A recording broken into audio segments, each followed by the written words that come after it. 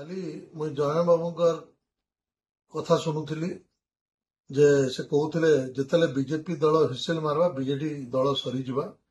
ଏଇଟା ଗୋଟେ ପ୍ରକାର ଏତେ ଫୁଟାନି କଥା, ଗର୍ବ କଥା, ଅହଙ୍କାରିଆ କଥା ନାଇଁ कहबाଟା ଭଲ।